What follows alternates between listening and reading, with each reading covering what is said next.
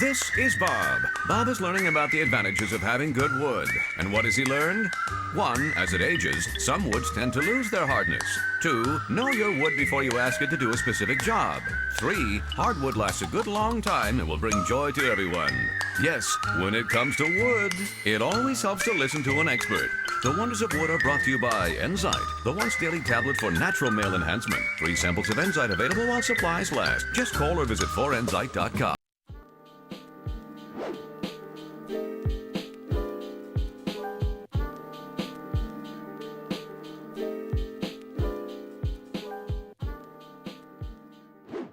Welcome to Super Pixels Weekly, a podcast about video game news and anything else revolving around video games and the nerd subculture. We are your co-hosts. I'm Donovan.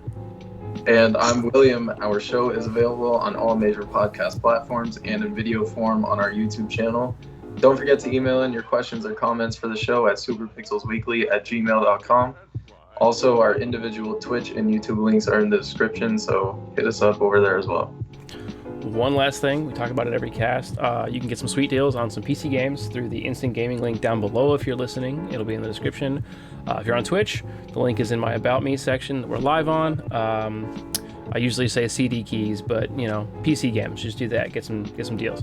Also, we are affiliated with Extra Life, which is a charity that helps kids in need through the Children's Healthcare Network with something that we take for granted every single day, video games. So when kids are in the hospital, extenuating circumstances like cancer and such, that money you donate to Extra Life goes to them to provide kids with, I guess, like I said, something we take for granted every day. So if you want to donate money to us, what you should actually do is cut a giant paper check to those guys or click a link in the description or on Twitch and donate the money there because kids cannot wait. Yes. All right. Do you want to address I feel like this is the third time I've used this in the past 3 weeks, but do you want to address the elephant in the room, so to speak? Yeah. So these last few podcasts, I feel like, we've been kind of killing it. And I was like, you know what? I really want to reach deep down in the Duffy and hit up the man, LOWMESA. The Duffy. Big Duffy.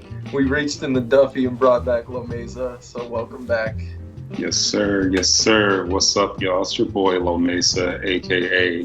Lindsay Lohan, a.k.a. the lowest common denominator, a.k.a. low testosterone. What's going on, boys? I was waiting for the Podfather to come back, but I like the change-up. Yeah, you switch it up every time. You know the vibes. I like that you flex about low testosterone. That's nice. It's good. Yeah, this is like awareness, dude. Like, not everybody has exorbitant amounts of testosterone. Some people out here just, low testosterone it up, living life. Yeah, I feel that. He's the knight in shining armor for those gentlemen. You know what I'm saying? When I hit up X to come back on, I went back and listened to the episode we did with him last time, and that was episode 13. This one's 33 now. Oh shit! I didn't even realize that. That's wild. Yeah. Gross. Yeah, and it was like, you were like, "Oh, William, did you notice there's only there's 3 of us now?" And I was like, "What?" I was like, "This is so dumb."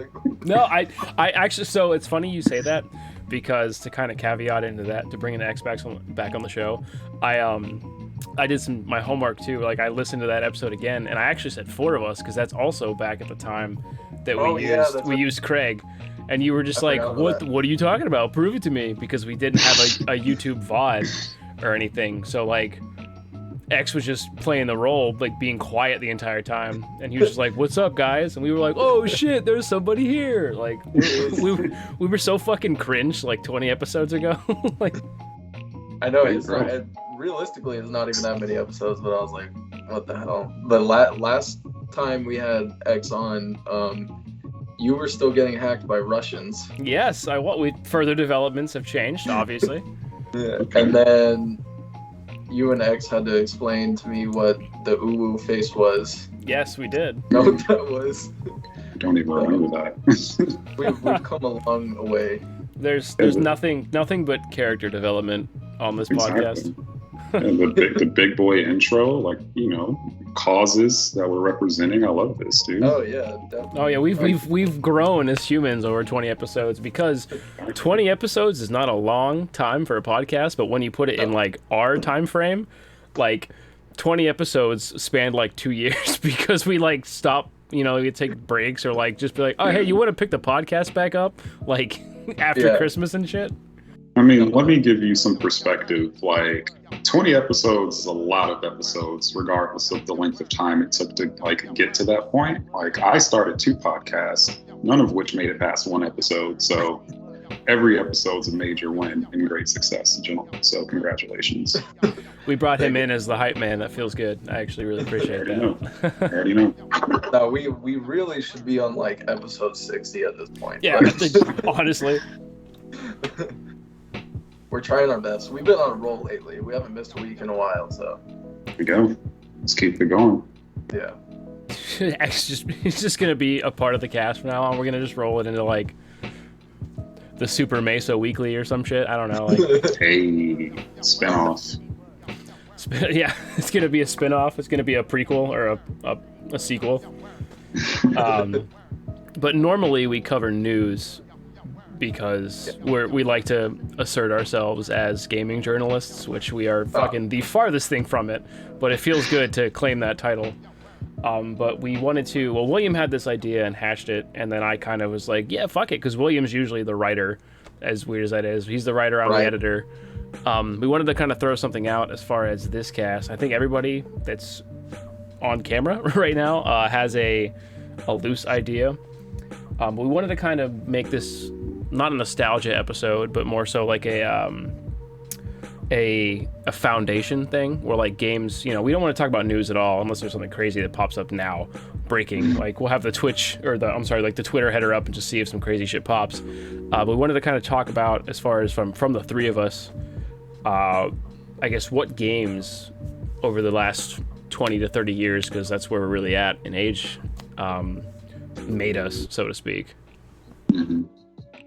Yeah, like what influenced you, what stories impacted you, what like you really like you beat this game, you played this game and you really left it like, damn, like that was an experience. Like I wanted to just talk about it. Basically I wanted to just take turns and just like go down the list, I guess.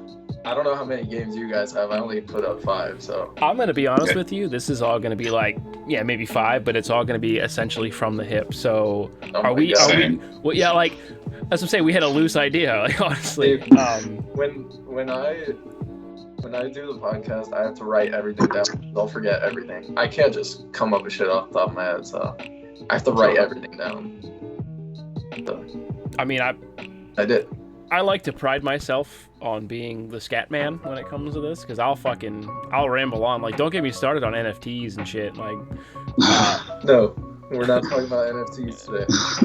No NFT. I know well, it's too late because we just did mentioning it. But like, I like to react and stuff like that. I guess that's one of the things that I guess I excel at when it comes to the podcast, because you have this like clear, concise script and shit, and like the Google Doc, and you're like, hey, boom, boom, boom, and then when we get to the end of the week when we start recording, I'll like pull it up, and then it'll be like William's section, and it'll be like fucking a college thesis, and then it'll be like Donovan, and it'll be like fucking blank because I didn't add anything to it through the week, and I'm like, all right, we're sending it, boys. Like, it's because like I play games throughout the week, and like I'll just write my thoughts out whenever something happens. So yeah, I should probably just use the doc on my phone when I do, because I'll play games throughout the week after work, but it won't be anything to write home about. It'll be the same dumbass game that I'll be like, yeah, next week I want to try this, and then it'll just be like that game for the whole week. But before we jump into it, X, how's life been since the 13th episode? What you been up to? Yeah, 20 episodes is like 20 years, really. For real, dude. Life has been good, man. Just been working, living like a really regular life, just being a civilian, staying out of trouble and shit. Yeah, man, like nothing's really changed, bro. Like playing a lot of 2K still. Rage quit, deleted the game from my console last night only to re-download it the second I woke up. It's just like a vicious cycle of rage quitting at online games. I cussed out my first 12-year-old in like a long time a couple of days ago playing 2K. That felt really Hell yeah. good. Yeah, That's man. big growth. Like, sticking it back to like Gen Z, fuck them, right? Yeah. But yeah, dude. Same old, man. Just been waiting on y'all to hit me up, come back on the pod. Life has been dull since then. You know, you can hit us up if you want. Like, True that. we're down. Yeah, we're not. Gotcha. If you're like, hey man, you guys want to do an episode? We'll be like, fuck yeah, man. Like, Yeah. Hell yeah. I saw you guys got the YouTube going, like 31 plus subscribers. Let's keep that shit going. Drop a like and subscribe to that shit. Yeah. You know what I'm saying? it's funny. I actually looked at that today too. The statistics and funny you bring that up. We have 30 videos, including the shorts, and we had 31 subscribers. So it was almost like a ratio of like every time we'd put a new like short out or something, somebody was subscribed. So like I feel like we got to keep that ratio, that exponential growth every time, going. Exactly. Yeah, we gotta keep it going. We had a video hit. One of the shorts hit over 500 views today, so that was cool. Holy shit. I didn't even know that. You call the press, bro. Get it fucking pumping. It's all that algorithm, dude. What I really do the shorts for is just in case someone sees it and is like, oh, I'll check this podcast out. Yeah. It tells you when someone watches your short and then subscribes from it. So, and that's happened a few times. So, Do you guys have a TikTok? So I have my TikTok that I used for like the Twitch that I just post to, and it's only because I had it before. And actually, William and I talked about that today. The only reason I didn't make like a strictly SPW one is like I didn't want to run fucking 2 TikToks. I'm gonna be completely honest with you. I Like, feel that. Yeah, it's a whole thing. Once it gets down to like managing all your social media, it's like yeah. shit. we need to get big enough to hire somebody. Like, honestly. like, we don't have like a Super Pixels Weekly Instagram or Twitter. It's just too much. I personally I don't give a fuck enough to do all that. So.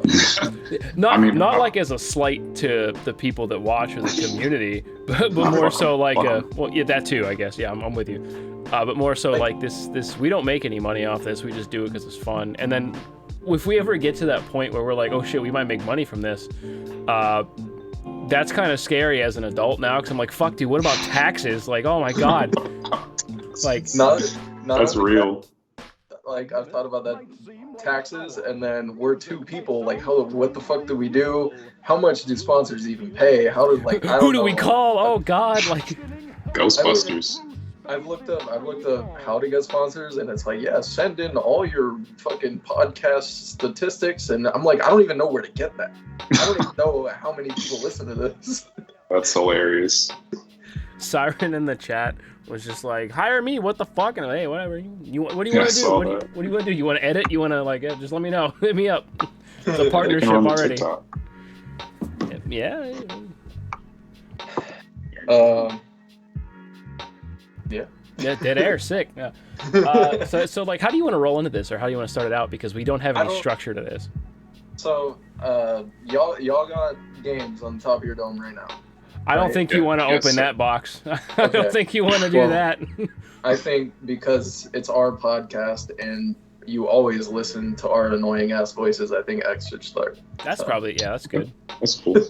All right, so like, I don't want to like do the formatting, but I don't want to ramble on about 4 or 5 games in a row. So maybe we can like pass the mic after. Yeah. Okay. Yeah, no, that's perfect. That works out better. Cool. All right. That's what I meant earlier. Yeah, just one game per person. We have a little discussion about it. You just say if someone doesn't like it, hey, start talking shit. I don't know, do whatever. That game's dog shit, bro. What the fuck? I think honestly, I'm gonna have to start off with Sonic Adventures 1 on the Dreamcast, mainly because I remember like when the Dreamcast released. In that game, like I don't even remember if it had a commercial or anything like that, but I just remember playing that first level on like a demo console. I want to say it was like at KB Toys or like some random store in the mall that doesn't exist like anymore. EB Games or some shit? Yeah, exactly. Yeah, I think it was like EB Games or something like that. And like I just remember the first level, like you're just running through the beach, you're going through like all this shit, you're running like all these bridges and shit like that, and a giant fucking whale like Shamu jumps out of the water and starts chasing you. And like my favorite thing about video games back when I was a kid were like levels where like Crash Bandicoot, for instance, where like a boulder would come out of fucking nowhere and just chase you through the whole level. Like the anxiety of just trying to escape that shit. So yeah, dude, like Sonic Adventure 1, I love that game. I love raising the little chow babies or however the fuck you I was pronounce that gonna say the cheese or whatever they were, because when you said Sonic Adventures, I was like, okay, there were a couple, and then you mentioned the Dreamcast, and I was like, I have like fucking vivid Yeah. I don't know, fever dreams about this game, because I remember it to a point where it's still in my brain, if that makes sense. Mm-hmm. But yeah, the one big thing that stuck out about it, or that I remember from that, was one, the Dreamcast was fucking so far ahead of its time for where we were at. Exactly.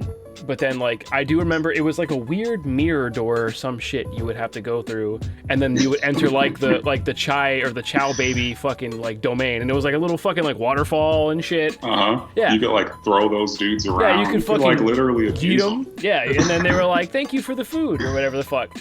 So, me being a younger boy, Oh, I have a bit of a different perspective. So I've never played one. I've only played 2. But I got really into Sonic Heroes, and they have the same Chow thing. I totally thought that was from Sonic Heroes. I don't remember it being another Sonic game. So. What console was Sonic Heroes on? I had it on GameCube, but it was on Xbox as well. So. Got you. I was gonna say, I think it was a GameCube thing. I remember that. Exactly. I mean, like, you probably can't relate to this much, Will, but like, the Dreamcast had like this little memory card that you could like take out, and you could literally, it was almost like a Tamagotchi for like Sonic Adventures, and you could like raise the chows and like do all these weird ass mini games on it. And it was just like the coolest concept on earth to me at that time. Cause like I never had a Tamagotchi. I thought they were like a girl's toy. Cause like where I'm from, like we were just making fun of you if you had that type of shit. But like, nah, dude, I lived my life through my Dreamcast and through raising my little child babies. And like, I forgot like what the end goal was for it. Like, I think you could raise one to be like, oh, you could race them. That was the thing. That's what it was. You breeded them to make like the strongest, fastest little fucking chaos thing, baby. And I don't know, you just competed with yourself. Like that was like ultimate. It was fucking Pokemon EV breeding or IV breeding before it was invented. Yeah, exactly. They had all that exact same stuff in Sonic Heroes, the racing and stuff. But yeah, I played the Dreamcast a few times. I remember this Star Wars game on there that was like super dope. Don't know what it was, but it was really cool. I actually don't even know about that one, dude. I don't know. I don't remember what it was. I think it was like a movie game tie-in thing, but it was pretty fun. But that's like a touchstone for Dreamcast. But hell yes, kicking it off with Sonic Adventures. Let's take it back to the Dreamcast. Have you seen the Sonic movie? No, I have not. I haven't either, but I hear good things. It's so good, dude. So actually, like, so it's funny you say that when you bring that up, because it was one of the one instances where, like, I'm not an advocate for bullying. I have being a father, you know, like I feel like my daughter's gonna get bullied eventually in her life because that's just part of the sentence. The cycle. Yeah, no, but like that was the one instance where like an entire fan base bullied a fucking studio into fixing their mistake. Because I don't know if you remember that, like how like Sonic looked like a fucking abomination, and they were like, "Yo, Sega, what the fuck?" And they're like, they were just fucking relentless, dude. And then Sega was like, "Holy shit, we're sorry," and they fixed. Yeah, I'm glad too, because like they fixed it, and then like, dude, the Sonic movie was so fucking good. I don't give a shit what anybody says. The Super Smash Bros. Film verse, or the SBCU cinematic universe has started. Because it was Sonic and then Detective Pikachu, so all we need is a Mario movie, which is coming out. So it is. The second Sonic movie looks really sick. It has Idris Elba playing Knuckles. That's dope. Yo, why the fuck Knuckles sound so sexy, bro? Like, I've never been attracted to a red whatever the fuck that is until now. Never been attracted to what was it in Kinda or whatever? A Chinda? Never been attracted to a red rodent more than now. Yeah, who's next, man? You want to go left to right on the podcast since William's next to you, and we'll just rotate around. Yeah. Let's do that. Oh, so I'm next. Got his ass. Yes, yeah. Okay. So I'm for sure gonna have probably the most modern games I would imagine. Yeah. I mean, being like 30, you know, like 13 years old, I feel like, yeah, honestly. Yeah. Like I have, you know, memories of like earlier games. Like some of my favorite games back then, like a long time ago when I was super little, was like GoldenEye. shit like that. Good But name drop. Holy shit, you know? that was like my favorite game. Like when we were playing the N64, like GoldenEye was sick. But for me, one of my favorite games of fucking all time, like really when it comes to multiplayer shooters, like the pinnacle like of me playing multiplayer shooters was fucking Battlefield 3. I adore. I knew that was coming. You went hard on that game, dude. I was between Bad Company 2 and Battlefield 3, but when I think back on Battlefield 3, I put like 2,000 fucking hours into that game. Like, I played that game so much, and it was just online. I just played online all fucking day, every day, just conquest on all the same maps. It was just something so special about that game. The DLCs were amazing. Donovan, you probably remember when they did the Close Quarters DLCs? Yeah, I do. Dude, that shit. We'll never get that back. Yeah. But when they added the Close Quarters DLC, like, that's when I really couldn't put it down, because it was like they finally did their take on Call of Duty, but it was like you'd be fighting in an office building or a parking garage, and then it's still Battlefield, so all these environments are exploding around you still, and like walls are blowing up, fucking couches are blowing up, tables, chairs, glass windows, like it's still hectic, but it was contained action, and like that was like such a perfect mix of Battlefield. Like, man, thinking about that game just gets me so hype. I want to play it again. I wish I could. That's the only redeeming aspect of 2042 is the Battlefield 3 maps. I'm gonna throw it out there. I mean, the Portal in general, but like, yeah. So like, correct me if I'm wrong, and I probably am. Was it 3 or was it 4 that had the night ops? It was 4, right? 3 had it. 3. Okay, yeah. So yeah. That was all the DLCs that came with Battlefield 3, as far as just like player updates or even the expansions that you got. Either you bought them, or in true EA fucking fashion, they came out like 2 years later for free. The night ops, and then the what was it? The player. It was like the fan base or the community maps were super good. Like the community operations or whatever they were called. Those. So that was 4. Community operations. Oh, that's right. That's right. But night operations 3 and 4 both had night operations. Because I have like these distinct memories of 3 or 4, whatever. We'll roll into Battlefield, I guess. Like I have these distinct, and that was kind of where our original YouTube roots came from. Were like the squad up videos that we used to make. And we didn't even have any type of editing software or anything. It was just like using Share Factory on the PlayStation. Yeah, so, like PS4 editing. It was like a literal walking fucking ad for Sony every time you'd make a video. That. It's so bad. I hate that.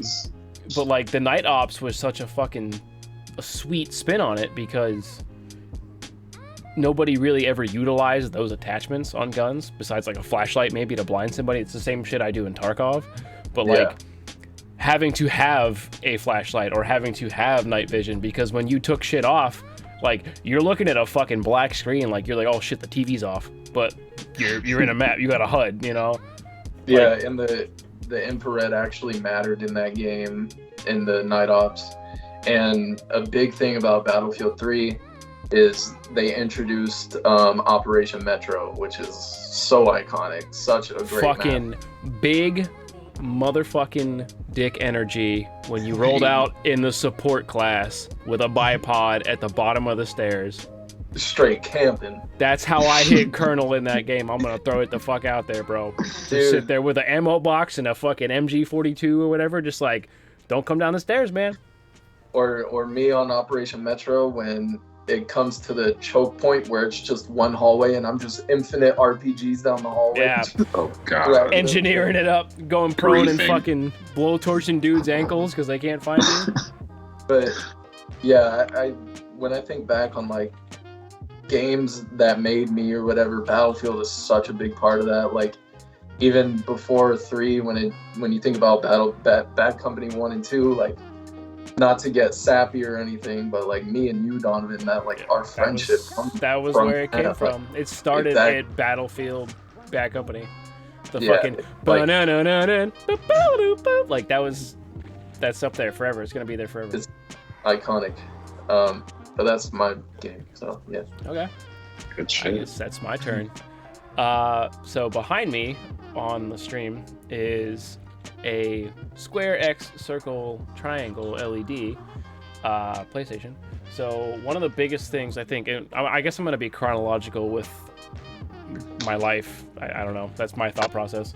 One of the biggest games that had a huge impact when I was younger initially, or what like kind of got me started into video games, I guess you could say, is honestly the Resident Evil series. It's like Resident Evil 2, because I have a vivid memory of it being like the first game that Resident Evil 2 was the first video game that I remember playing with my dad, like on the original like the PS1, like not the OG PlayStation, but like the little PS1 remake where it was a PlayStation 1, but it was like a little tiny white box.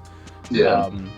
Because my dad, believe it or not, introduced me to video games. Like I remember like seeing like Super Mario and shit when I was like really young at my grandparents' house. They had a Nintendo, like a Super Nintendo, and seeing Super Mario World and stuff like in passing. But then when we had a PlayStation at our house, when I was like 7, like my dad was playing Resident Evil and he was like, this shit's fucking slapping, you know? But like Resident Evil 2, I feel like has a huge part in my interests as an adult, as far as like just the horror genre of film, like zombie movies in general, or just the Resident Evil games when it comes to like we don't do midnight releases anymore as a population because like that's where we're at, I guess, anymore. But like I kind of wish we did, because that would be a game that I would line up for at the drop of a dime. Would be like, oh shit, midnight release of Resident Evil like 9, but boom, I'm there, you know. But just because it introduced me to the horror genre of not only like movies and zombies and shit, but like video games having a horror aspect. Because it's like immense use of fixed camera angles. It kind of brings that whole like terror vibe when it comes to like, I don't know which direction I'm fucking pointing, and then you would open the inventory to like take a breather, like, fuck dude, there's like 6 zombies right there, what do I do, where do I go, oh my god, there's a liquor on the fucking ceiling, like, and then super claustrophobic. Yeah, like there was a huge claustrophobic thing. But Resident Evil 2 opened the gates, like I said, like the horror genre of video games opened the gates for all of the Capcom horror games, because I don't know if you remember Dino Crisis, but it was just fucking Resident Evil with dinosaurs. It was Jurassic Park, the shooter, you know. But like, yeah, no, Resident Evil 2 has been a huge part of my life. And then when Capcom remade it, and I said this shit for years, I was like, all they need to do, and it was like 2015, I think. I was like, they should just remake Resident Evil 2, you know, like give it a good skin. And then I think it was 2018 we got it. But like, that remake did so much justice, because it wasn't just it wasn't a remake, so to speak. Like, the story didn't really change too much aside from like certain environments, for the sake of new generation consoles. But it was so true to the Resident Evil lore. You actually got more in depth with like background characters and stuff. Like the one gun dude, the gun shop owner in Resident Evil 2. I was like, this guy's a fucking dick when I was like 8 years old. Like, I didn't say it, obviously. But then when you look into the story and then you play like Claire's side, or you play Resident Evil 3, the remake, and you go on Jill being like, knowing Kendo, the gun shop owner, and you're like, hey, what's up, Kendo? And then you hear like a little girl, you're like, oh, he's a father. And you find out that like his little girl's bit, and you're like, fuck, dude. Now I kind of know why he's an asshole. You know, like it added so much emotional depth to characters for me. Even like seeing them on PlayStation 1 and seeing like their low poly-res faces, and I'm like, that's what Leon looks like to me, you know. I don't know, it showed me a side of video games where it wasn't just like run gun shooter or like platformer that was super big in the 90s with Crash Bandicoot and stuff like that. It showed me that video games could have emotional depth if you really took a step into it and dug into it, you know. So I don't know. I feel like I've been talking a lot about it, but I don't know if you guys have any thoughts on Resident Evil. That's the point. It's your game, so. Yeah, I know. I'm not gonna lie. Like, I was always terrified of playing horror video games, especially when I was younger. So like, I straight up avoided Resident Evil for so long, to the point where when I no longer cared or was like terrified of playing that genre, like, I just felt so disconnected from like the world and all the lore, so I just never got into it. Yeah. Which one are we on now? 9? Yeah, they just made 8 this this last year with 2021. Okay.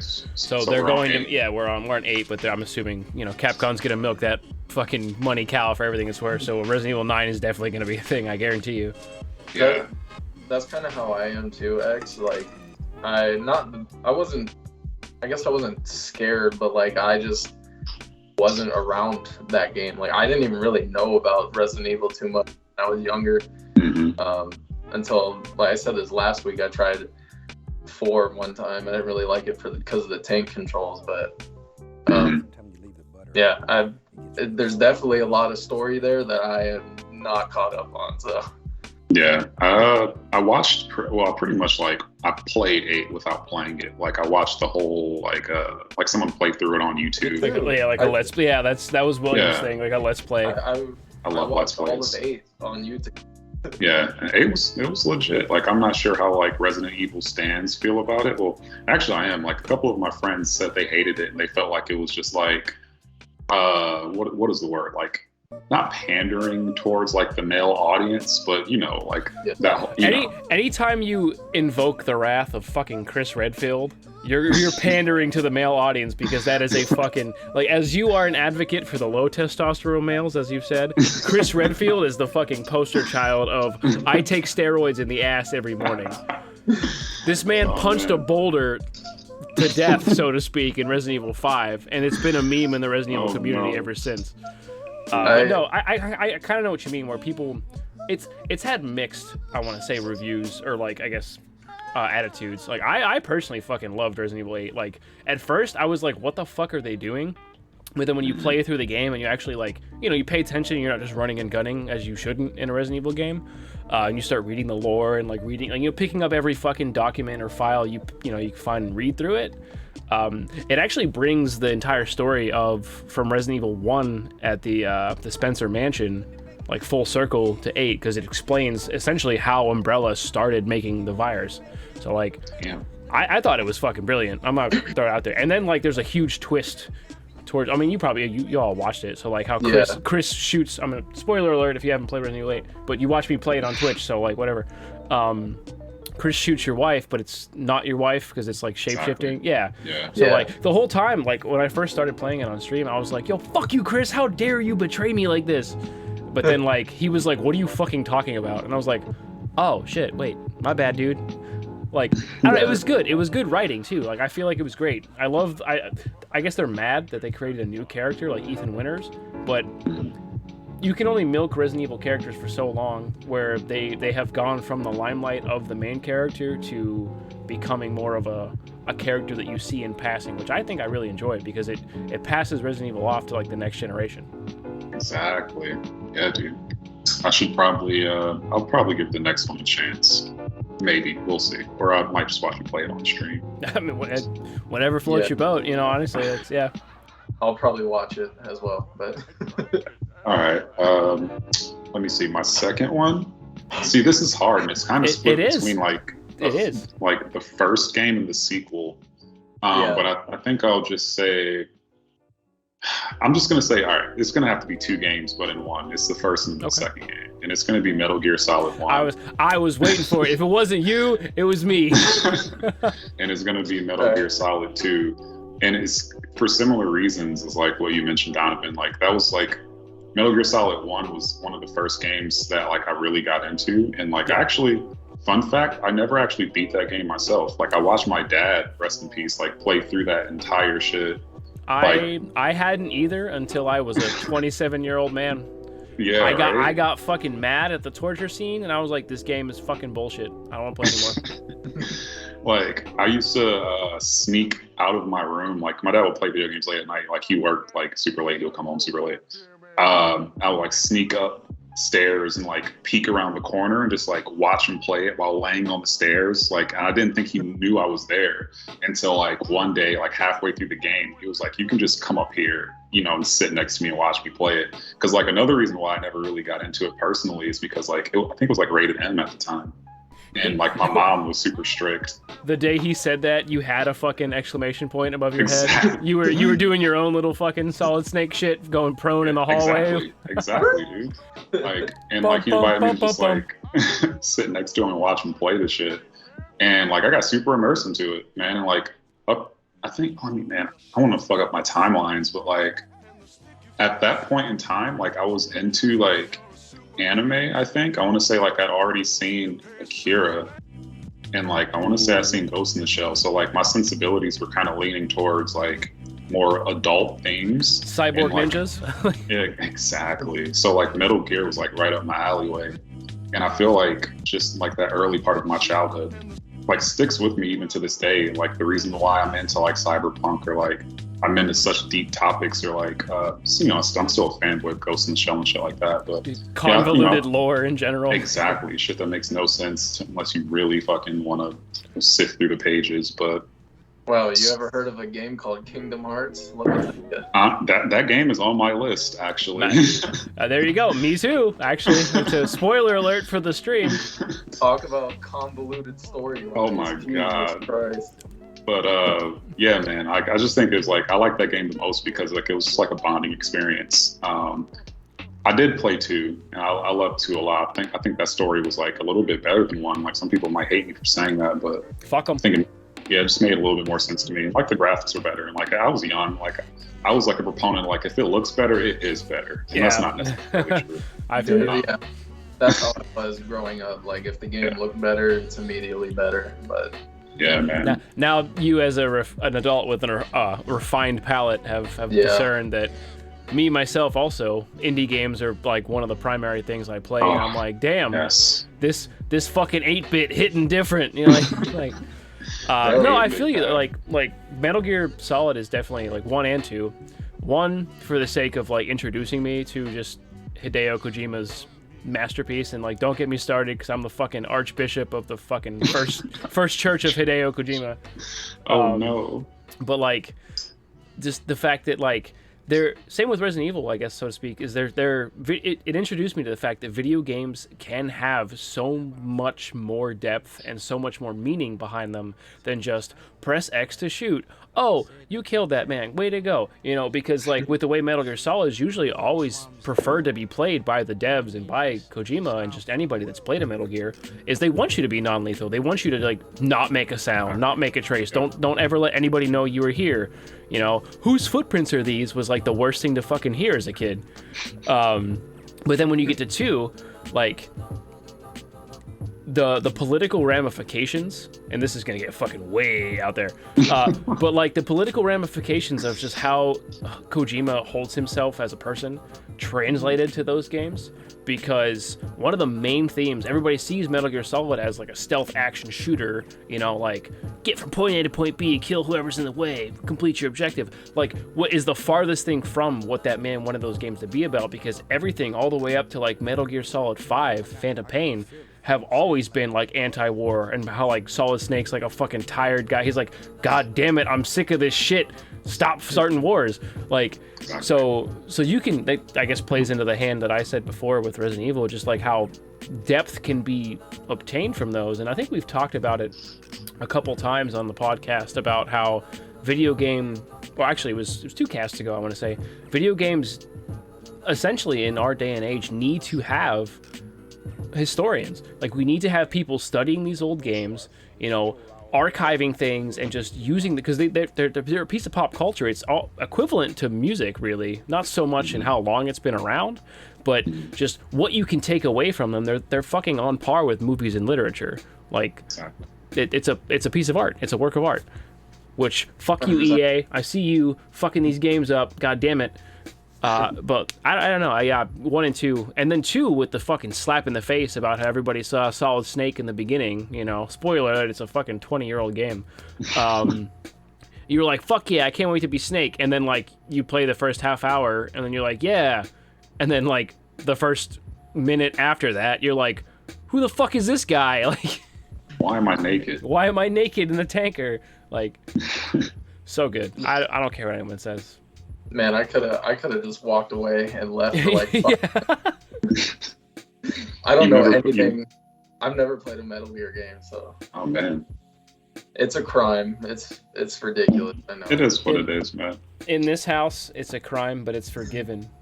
It's the okay. thing. The only thing I know about Metal Gear is there's a fat guy with roller skates. That fight was so difficult. It was so dumb as a kid. I watched my dad struggle through that, man. He was like really cussing out the TV. It was like the first time I ever saw someone do that for a video game. I was like, damn, dude, you can't. This dude's like pretty big. You can't stop him. What the fuck, Dad? He's Christina Yamaguchi, dude. Yeah, like this dude's on some other shit. He's more like fucking Tanya Harding. He's out there taking your kneecaps out. Like, that's another thing too about those. Is like they take themselves seriously if you get you dig past the crust and you like actually see what they're about. But then when you look at them, like they're a game that genre that does not take itself seriously at all. Like, what the fuck are these enemies? What the fuck are these bosses? What do you mean he's a triple agent? Like, what the fuck? Like, what is a Lale Lule Lo? And why does everyone keep saying that? Why does Shalashaka work for 7 people? Why can't Vamp die? Why does Ocelot speak 15 fucking languages? Like, oh, Ocelot's such a badass, dude. What's up with his arm? Whose arm is that? Yeah, so like it's all over the place. And like you can sit down and have, I mean, we could do it now, but like you can dig into these it becomes its own like history genre.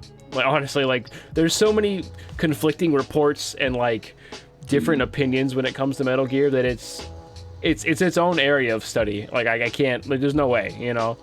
Thanks. Yeah, I mean that's as much as I'm gonna harp on Metal Gear. Yeah, like cut that head off that fucking snake right now, because no pun intended. I'm assuming that's like two birds with one stone, right? Definitely intent. Yeah, I was gonna talk about Metal Gear after this round, but yeah, so like that's. Go for it, dude. We're probably both gonna end up talking about Kingdom Hearts in some capacity. Yeah. So I guess I'm next. Yes, sir. I'm gonna be right back. So keep talking. I'm gonna bring you with me. Okay, I have a few games. I'm not too sure where I want to go. I'm gonna just have to say it. We all knew it was coming. Skate motherfucking 3. Oh, dude, that's a great game. I just gotta lay it out there, man. What an incredible game! It's a game changer. It really was. Like, so a lot of the times I do say I think Skate 2 is the better game only because of the open world. But when it comes to literally anything else, Skate 2 is better. Like, the movement, like of the tricks, everything, how everything feels, getting off your board, man. The park builder, the character customization, the career itself was fun. Like building a skate team, and like I remember like putting you on my skate team, like making you as a character back. What? I don't even remember that, dude. It was like me. I had you, my friend, like I had everyone on my skate team. Hell yeah, dude. But like that, I loved that. And you would just get board sales, and you would level up basically. And I still pour hours into Skate 3. I love that game so much. What's funny about that is like, I know you took the game really seriously, but whenever you played the game with me around, all we did was like find ways to bail in like creative ways. We just like crash into walls or like just go at high speeds and like basically decapitate ourselves on the undersides of bridges. Well, and that's what's amazing about Skate 3 is they introduced like the in-depth Hall of Meat stuff. I was gonna say you're trying to crank out that Hall of Meat high score, man. Like yeah, so Hall of Meat, that is what it was called. Yeah, fail and then do like the special movements that's and like get more points. Some chicks OnlyFans handle nowadays. Like Hall of Meat. Oh no! I was gonna say that was my nickname in high school. Oh. Hall of Meat. So Thrasher actually started Hall of Meat. That's like a Thrasher thing that they started in their magazine, but didn't it like evolve from like you remember fucking, this is way off topic. Do you remember Scarred on MTV? Like when they would take like people that fucked themselves up and they started publishing it in Thrasher, and I think that became Hall of Meat. No, I think Hall of Meat was first, and then Jacoby was like, and then Papa Roach came in like. Yeah. Jacoby's out here like, yo, let me do Scarred. What's up? My name's Jacoby. Like, I'm the lead singer of Papa Roach, and these guys are cutting their lives into pieces. Oh god, that's what he said. Probably, I don't know. Probably. But back to Skate 3 though, it being an EA game, of course it had DLC, but Yeah, the there's no way DLC around that slapped. one. The DLC slapped. They had Danny Way's fucking Hawaiian resort, whatever the fuck it was called. I don't remember what it was called, but I loved that place. So much fun, man. Oh yeah. I still put so much hours into it. I was literally playing it the other day. Skate 3 is just something special. I can't wait to see what Skate 4 is. When does that drop? You mean Skate 1R Redux Skate. redo? Yeah, Skate it's just called Skate. But I don't know. EA said recently that it's actually releasing soon, so Oh, Okay. that means nothing. Yeah. Yeah. Coming from fucking that grift horse's mouth, dude. That doesn't. Yeah. I don't trust anything the motherfuckers say anymore. Facts. I haven't since that Russian man stole my account and I couldn't play fucking The Sims and shit, like Apex even. I don't have much else to say about Skate though, because I mean it's skateboarding, but I love it. It's a great game. So Where would you rank? Okay, like Ride. Let's say Skater XL, Skate 3, Skate 2, Skate 1. Like, what is your ranking? Is Skate 3 like top tier? Is it the peak of all skate games? And like, what's the absolute worst one?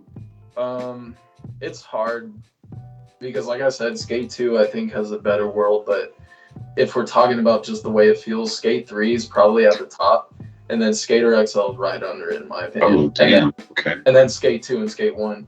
Skater XL would be there if it had the features and the support that it needs, but it's just not there yet. So, Gotcha.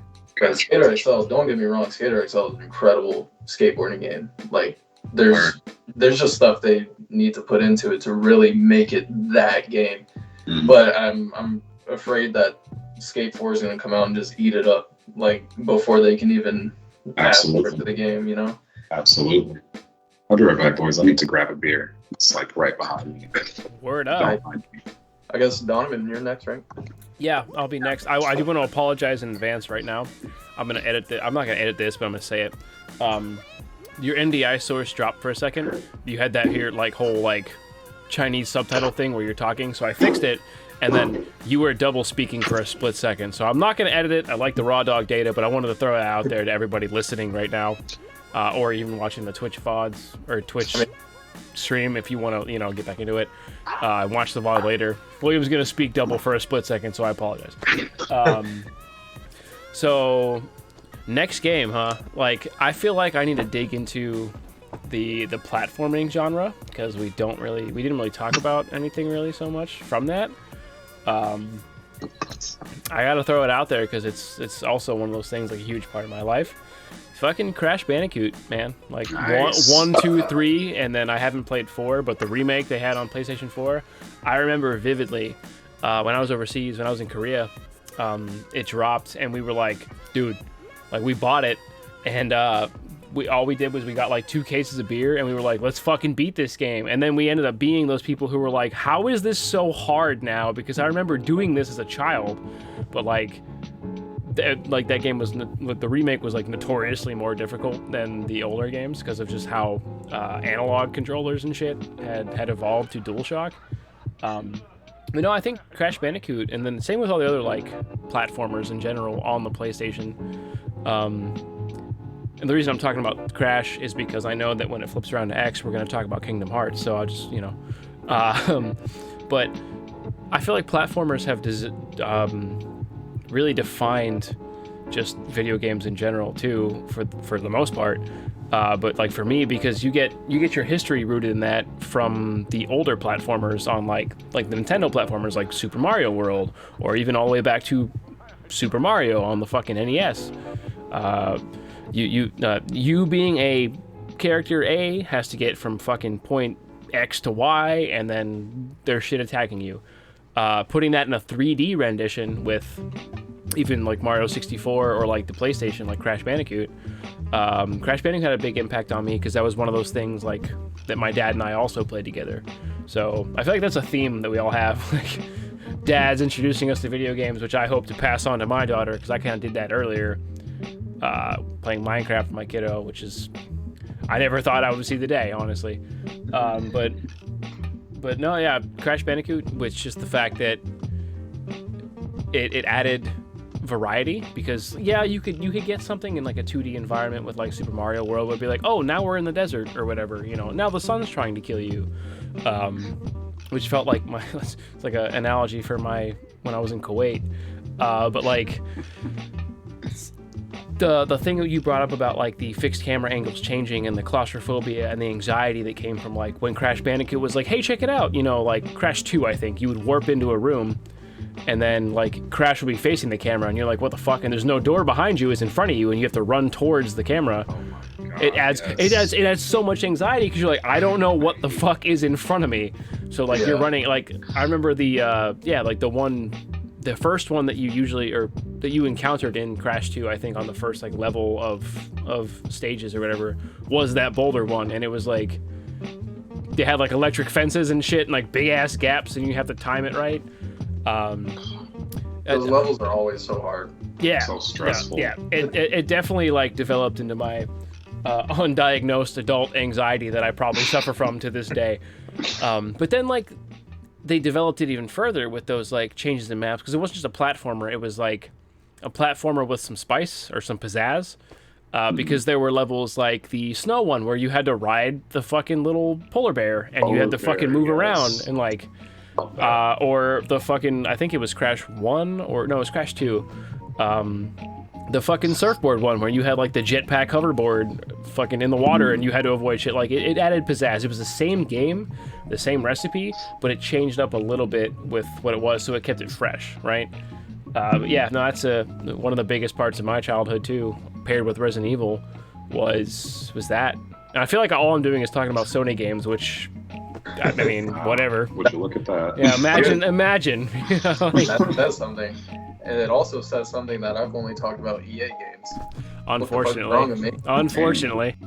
That's very true. Yeah, the level design in Crash, like all the Crashes, honestly, was incredible. I can really only remember like the first couple games in Crash Team Racing. I don't really remember any Crash games after that, but I think, when did Coco get introduced? Was that the second one? Or was that actually the third one? I think that was 2. Coco got introduced in 2 because the first one played on Crash's like girlfriend or whatever. I don't know what she was. I think Brandy Crash or some shit. I don't know where that name came from. Coco was in 2, and then she was in 3, and then I think the one they made for the Xbox that was not exclusive to Sony, it was Crash 4, but it wasn't Crash 4. It was like Crash Bandicoot something. I can't remember the title of it. I'll look it up. But you could play as Coco, I think. Yeah. I remember one on the Xbox when I was a kid. It was called Twin Sanity. Twin Sanity, that's what it was called. Yeah, you could play as Coco. Yeah. That was a really fun game. Like, yeah, that song, dude. They would have the level where you're fighting Cortex, and then you get stuck in the ball together, and you're going through the like pinball level. That's another point, is that the Crash, like the level design was phenomenal, but like the bosses were just out of this world. Fucking. Do you remember like that Ripperoo? Yeah, like the guy who Ripperoo that would jump around and like TNT that and fight shit? took me so long as a kid, bro. I was getting my ass kicked. I think I had to get like one of my friend's big brothers to like beat that for me, actually. Bro, please come finish this. I can't. Honestly. Playing CTR as a kid, and Ripperoo used to scare me. He was honestly sane. He was a psychopath, dude. He was fucking a blue fucking kangaroo in a straitjacket. What are you gonna do with that? Like, what are you driving? What the fuck is this? Where are your hands? Yeah, Crash is definitely a cult classic. Yeah. I think they did like a remake of CTR recently. I'm not sure if that's they re-released it. Yeah, they did. Might actually cop that. Talking about how we never played it. I hadn't played the remake, which I feel like is a travesty to my family lineage, but whatever. We might have to all cop that shit, dude. Yeah, get together, do it on stream, honestly. Hell yeah. I'm so down. I was actually pretty good at CTR, man. I think I almost beat it, but like it was like so much hidden stuff you had to do. And some of those races towards the end of CTR were really difficult to do if you didn't know all the shortcuts and how to boost through like the entire track. Like Yeah, you have to be a pro to actually like- beat the game. It's like Mario Kart 8. Like nowadays, like you have to literally be drifting the entire fucking The entire game. Yeah, time. and like I played with my my sister and her husband, and I was like, I can't. And I wasn't even like I wasn't like drunk or anything, but I like I was just like. I can't, I don't have the mental capacity to do this. And like my sister's husband Jay was just like fucking like fucking Need for Speed fucking 3 Tokyo drifting around this motherfucker. And I was just like, how do you process that? Like I don't like You gotta know like every turn coming up. yeah, she's you like, just all have right, to man, really play that shit. there's a shortcut coming up. I'm gonna go ahead and double XY, boom, skipped into that. And I'm like, what does that mean? I'm just looking for a mushroom to go faster. Like I like how this dude, you just said he's a mix of Need for Speed and also Fast and Furious Tokyo Drift. Like, Yeah. both of them have fun. yeah, All of it. all of it. Need for Anything Speed that Most Wanted. requires- There were police chasing him during this. Like Oh man. Yo, honestly, Need for Speed games are fucking That's- incredible. that Like, just might- as like a quick aside. we might talk about that as a tangent later on. I'm willing to say it. Underground 2 is the best one. Damn, That's a good one. I don't That's a know. I good liked Most Wanted was my favorite. The Everyone likes original. Most Wanted. The I original. love- Yeah, because they I added love, like fucking terrible, obscure CGI cutscenes that everybody was like, "Oh my god!" Because it was just like it was like fucking Fast and the Furious. No, those, It was like those that chick looks kind of like Michelle Rodriguez. Holy shit! Like those cutscenes were like groundbreaking at the time. at the Like, time, yeah, dude. At the time, they yeah. were insane. I think like oh go ahead. I was just gonna say we're at 55 minutes, by the way. I'm just saying. That's fine. We got time. We got like another 45-ish to play around. Really. 45. Yeah. All right, let's keep going. Alright, am I next or Yes, Whose turn sir. is that? It's X. oh shit. I'm looking at the camera. I'm rotating around. Yeah, so it's X's turn. My camera's a little choppy. I don't know. I have to fix this someday. But Whatever. let's see. Do we get into Kingdom Hearts now? Fuck it, why not? Alright, let's talk about the chokehold that Utada Hikaru had on our entire generation. Oh my god. I just wanted to be simple and clean at that time. That's it. That's it. That's all I that wanted. song is like the reason why. Bro, like, I meant to watch the trailer for Kingdom Hearts 1 before I came here, but like, I remember seeing that trailer. That was the first time I was ever like in my brat mode and like kind of demanded my mom buy me something. It's like when I Me too, dude. I swear to God. I was like, yo, They that's dropped that Final shit on Fantasy Christmas.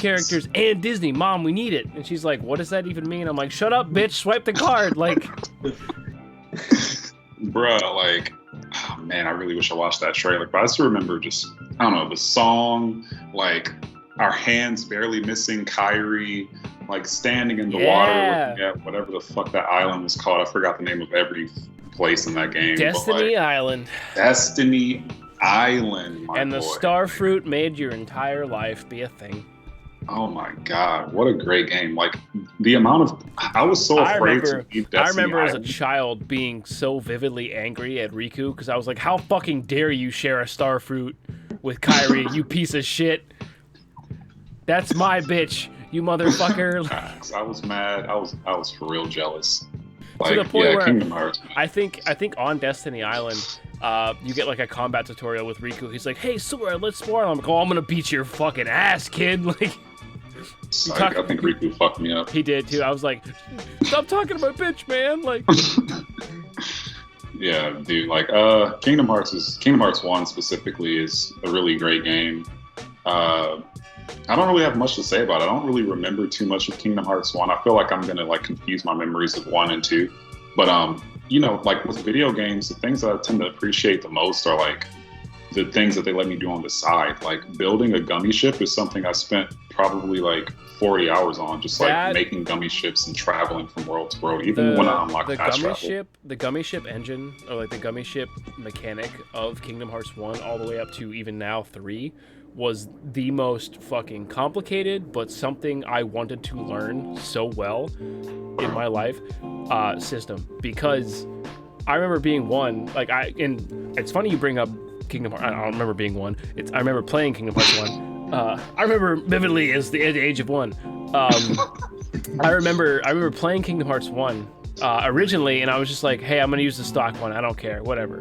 But then I actually replayed, and it was before Epic Games picked up the Kingdom Hearts series and then like released it on PC. So I went through so many fucking hoops, and I played Kingdom Hearts 1 on stream with like stream elements enabled, so people were fucking with me the whole time. Like I had to flip the controller upside down and hold it fuck up, or like when I was playing on keyboard. Yeah, it was terrible. And I remember it being like the crowning jewel and crown achievement of me as like a Twitch streamer, beating the Tarzan boss from Kingdom Hearts 1 with an upside down keyboard, like the Jaguar fight. I was like, yeah, fuck you, I did it, motherfuckers. But like I went through so many hoops to get. There was an emulator called RPCS3, which played like played Kingdom Hearts, of course, but played like PlayStation 1 up to like PlayStation 3 games, and I played the PS3 remake, or like the remaster, I guess, on that.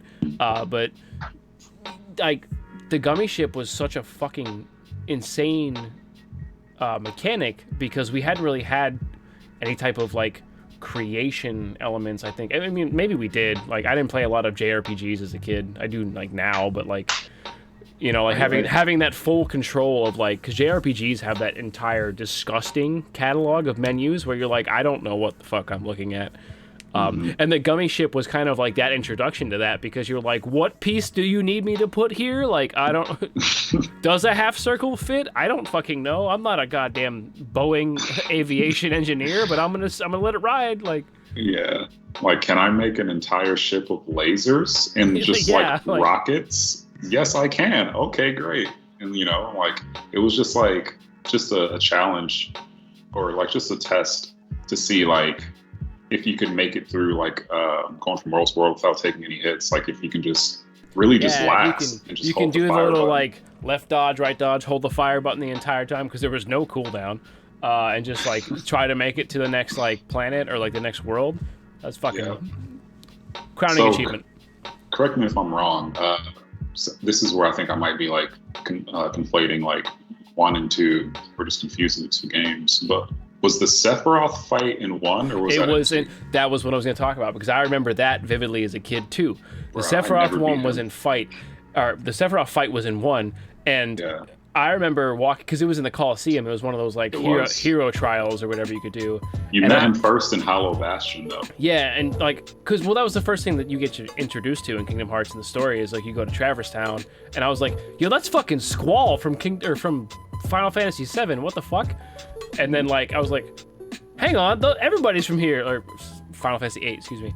I was like, everybody's here, and then you meet Sephiroth, and I was like, oh, he's gonna be a problem later on. I can already tell, just because of the history. And then when you go into the Coliseum at like, it was like the champion level tournament or whatever, and like he was the last boss, but you don't know. It's like question marks. You play it, and like you walk in, like Sora's doing his dumb fucking walk with like his clown shoes, right?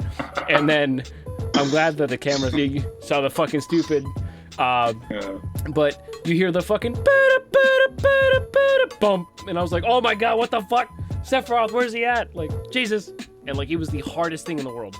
He one-shots you. Like, he literally, his attack takes you down. You have to not get hit to finish that fight. That's it. That's like, the meta. Like, he literally, no matter how much health, I think like I even game sharked it at one point for max health. And like, he literally just takes you down to 1 HP. It doesn't matter how much health you have, 1 HP. You better use like the Kiraga or whatever the fuck's the strongest. You better use Kiraga, or you better fucking slap Donald's fucking dick around and be like, you better heal me, you motherfucker. Like, for real. See, were they even in there? I thought that was just a solo fight. No, I think you could make it a solo fight, but I think you're right. It might have been a solo fight, which was fucking, now that I'm thinking about it, it's even worse, because I mean, is it really though? Because Donald didn't do dick anyway, so like, it was trash. Goofy was like, oh, Hewok, and he was just fucking shield bashing the whole time. It was like, all right, so Sephiroth was very difficult, but even like Ice Titan was like incredibly hard. The Hercules fights were fucked up too. Yeah, like the Ice Titan, Lava Titan, and the Tornado. Like, them shits were hard. Like, why is shit? This is a kid's game. This is for children. This is for children. Like. And you had like optional bosses. I think his name's like Kurt Aziza and Agrabah, which was like some fan who got like put in the game. That shit was damn near impossible. I did beat him, I think there were like a few other hidden fights. I forgot like what the hell was going on. I don't think Cloud was a hidden boss, but he was one of the ones that like was also kind of a pain in the dick because it was one of the first bosses you encounter in the Coliseum. When you were like, oh shit, it's Cloud. And I was like, what are you doing? Stop, wait. Like, we're supposed to be friends. Yeah, like, oh my god. Such a great game. The story was amazing in Kingdom Hearts. I think like the world building and like being able to introduce fucking Mickey Mouse and make him a badass. Like as the king of everything. Oh, motherfuckers, check it out. You know what I'm saying? Like, yo, okay, Mickey, I really do see you, my boy. Like, I really appreciate out here doing it. I'd follow you into the ends of the earth, Mr. Mouse. Yeah, I think Kingdom Hearts is great, and I think I haven't played Kingdom Hearts 3. Like the wait for that game was just far too long, and I lost interest. To be completely honest, I might. Yeah. That was another game that released when I was overseas, and I got it for like I think my birthday because it came out in January. My wife sent it to me, and I was like, okay. I did a little research, which kind of ruined it. I want to say for me, and that's actually on the Twitch stream. Like the like I got the collector's edition. But I didn't play this game, and this is me being like a wholesome dad, because I did research on like the worlds, and I know that Frozen, like the Frozen world, as far as like Elsa, Anna, was one of the things. And like I know, me being a father of a clearly white child, a white blonde child, my daughter was like, okay, and then Tangled was another one, so Rapunzel and Elsa were both involved in this game. Really?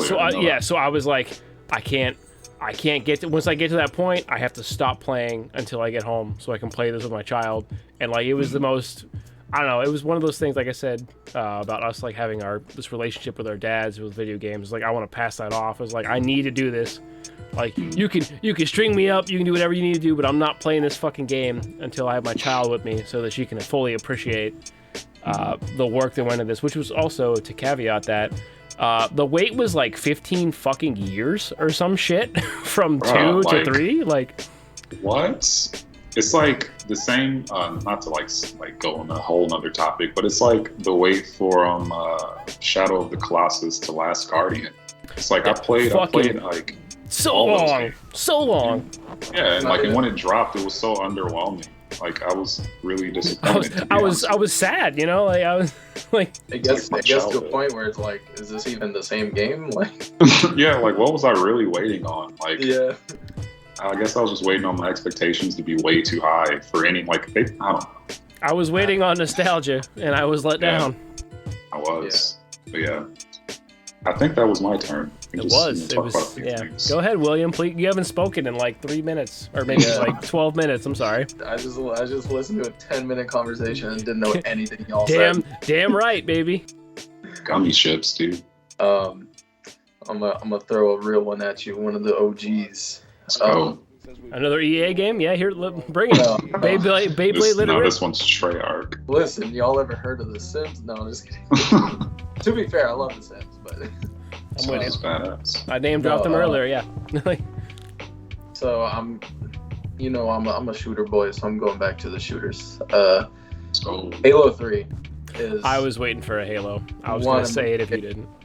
It's one of my favorite games ever created. Like, such a amazing time, like, for multiplayer shooters. Like, even just the custom games. Like, I'm not even talking about the competitive, like, let's get sweaty, let's fight. Like, let's get sweaty.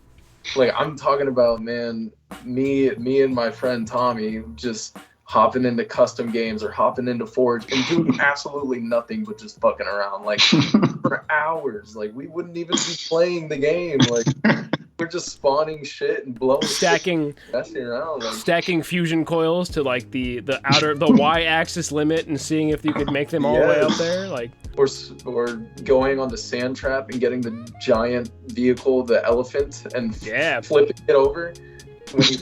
When you flip this like 200-ton vehicle and then you go up to it and it says press X to flip elephant. Wait, what? Yeah, it was like wait, what? Like, it's just an amazing game. And even the custom games removed. First of all, the fucking campaign was amazing, so good.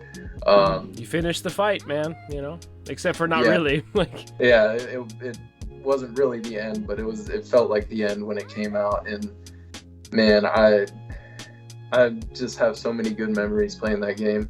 And the maps in that game were so good. And that's when they introduced gadgets too. So you have the bubble shields and the one that like sucks everyone's life away basically if they run into it was like the disruptor pistol from Infinite, but it was like a gadget you threw. It was like a shield drainer. Yeah. Speaking of like finishing the fight with Halo 3, did you ever finish the game? And this is me being like a From Software whore and like enjoying, you know, having a sadomasochistic approach to video games and enjoy being like punished. Did you finish Halo 3 on Legendary, like the campaign? No. Okay. My Halo tradition is play it on normal difficulty and then look up the Legendary ending. Okay. Well, yeah, because like my first thing, like always with every Halo game, including Infinite, which is why I kind of haven't finished it yet, is that I've played it on Legendary, and it's the most fucking infuriating thing ever. But when you finished when you finished 3 on Legendary, you got that like fucking Marvel Cinematic Universe end cutscene where like obviously Chief's floating out in space. Which, this is like the 9th time I've said it, but spoiler alert, if you haven't finished fucking Halo 3, you know, obviously you know there's a story that continues.